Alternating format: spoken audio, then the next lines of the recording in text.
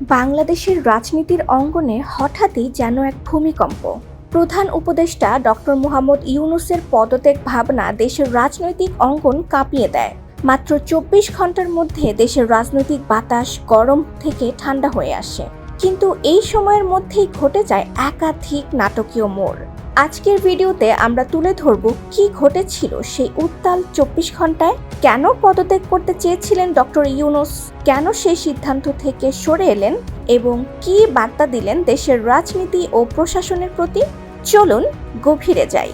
গত সপ্তাহে হঠাৎ করে রাজনৈতিক ও প্রশাসনিক মহলে গুঞ্জন ছড়িয়ে পড়ে প্রধান উপদেষ্টা ডক্টর মোহাম্মদ ইউনূস নাকি পদত্যাগ করতে যাচ্ছেন।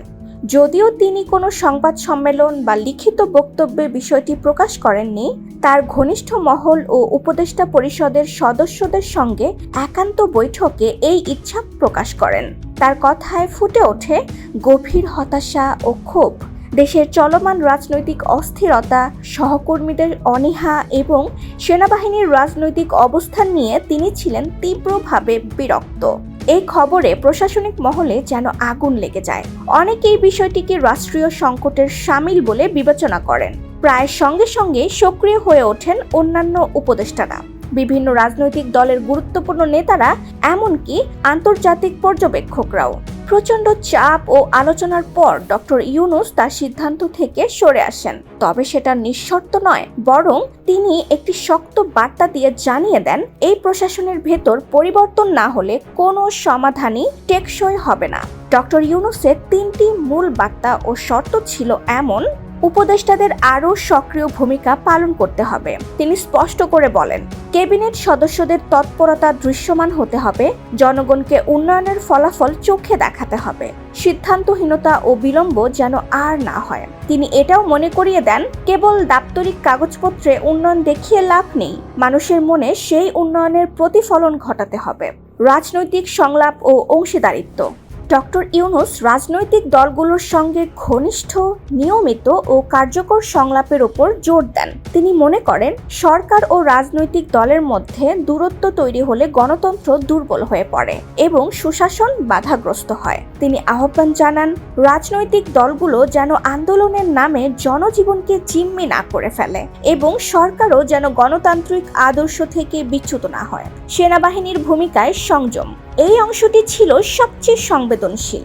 ডক্টর ইউনূস সরাসরি বলেন, সেনাবাহিনী যেন রাজনৈতিক প্রক্রিয়ায় নাক না গলায়। তবে তিনি একই সঙ্গে সেনাবাহিনীর আইন শৃঙ্খলা রক্ষায় ভূমিকার প্রশংসাও করেন, বিশেষ করে সাম্প্রতিক জুলাই অভ্যুত্থান পরবর্তী পরিস্থিতি সামাল দেওয়ার ক্ষেত্রে।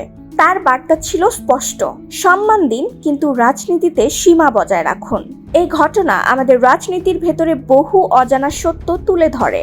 ক্ষমতার কেন্দ্রে থাকা ব্যক্তিরাও মাঝে মাঝে কতটা একা, কতটা চাপের মধ্যে কাজ করেন সেটা বোঝা যায়। ডক্টর মোহাম্মদ ইউনূসের এই পদত্যাগ ভাবনা হয়তো বাস্তব হয়নি, কিন্তু এর মধ্য দিয়ে দেশবাসী একবার ঝাঁকি খেয়েছে, আর সেই ঝাঁকিতেই এসেছে কিছু ইতিবাচক দিক। উপদেষ্টাদের সচেতনতা বেড়েছে, রাজনৈতিক সংলাপের আহ্বান আরও দৃঢ় হয়েছে এবং সেনাবাহিনীর ভূমিকাও আবার আলোচনায় এসেছে। এখন দেখার বিষয় এই বার্তাগুলো কতটা বাস্তবায়ন হয় এবং দেশের গণতান্ত্রিক অভিযাত্রা কোথায় গিয়ে দাঁড়ায়। এ ধরনের সত্য তথ্য ভিত্তিক ও বিশ্লেষণমূলক ভিডিও পেতে আমাদের চ্যানেলটি সাবস্ক্রাইব করুন। ভিডিওটি ভালো লাগলে শেয়ার করুন বন্ধুদের সঙ্গে এবং কমেন্টে জানান আপনি কি ভাবছেন, ডক্টর মোহাম্মদ ইউনূসের সিদ্ধান্ত ঠিক ছিল কি না। ধন্যবাদ, দেখা হবে পরবর্তী ভিডিওতে। ভালো থাকুন, সুস্থ থাকুন, সাথেই থাকুন আই রাইটার।